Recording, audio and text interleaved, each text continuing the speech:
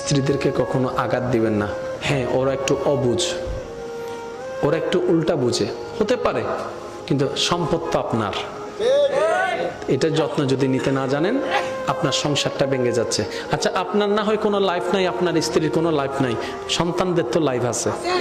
আপনারা দুইজন যখন ঝগড়া করে ডিভোর্স হয়ে যায়, আলাদা হয়ে যাবেন, আপনারা ভালো থাকবেন, এই সন্তান কার কাছে যাবে? মার কাছে থাকলে বাবা পাবে না, বাবার কাছে গেলে মা পাবে না, তো লাভ কি হচ্ছে? একদিন এই সন্তানদের ভবিষ্যৎ অন্ধকার হয়ে যাবে। তো সেজন্য আমি অনুরোধ করব, এক ছাদের নিচে থাকলে অনেক কিছুই হবে, বুঝে অবুঝে অনেক কিছুই হবে, এত কিছু থাকার দরকার নেই। শুধু একটা হাদিস মনে রাখবেন, স্বামী স্ত্রী যখন এক জায়গায় হয়, কথা বলে, তখন তৃতীয় পক্ষ শয়তান এসে ওখানে ফু মারে, আগুন একটু বাতাস দেয়। স্বামী স্ত্রী যারা আছেন, এই হাদিসটা যদি মনে রাখেন, সংসারে ঝগড়া কমে যাবে। সেটা কি?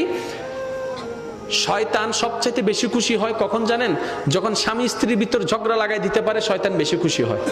তাহলে আপনি যখন হাদিস এটা আজকে থেকে জানছেন, যখন দেখবেন স্বামী বেশি রেগে গেছে, আপনি চুপ করে থাকবেন, রাগ আসলেও রাগ দেখাবেন না, তখন বলবেন যে শয়তানের রাগ তুলছে, কিন্তু আমি দেখাবো না। স্বামীও এই কথা মনে রাখবেন, যখন বেশি রাগ আসবে, বউকে বকা দেওয়ার ইচ্ছা করবে, আপনি দিবেন না, কারণ রাগটা আপনার নয়, শয়তানে আনাচ্ছে। তো শয়তানের জিনিস আপনি নিবেন কেন?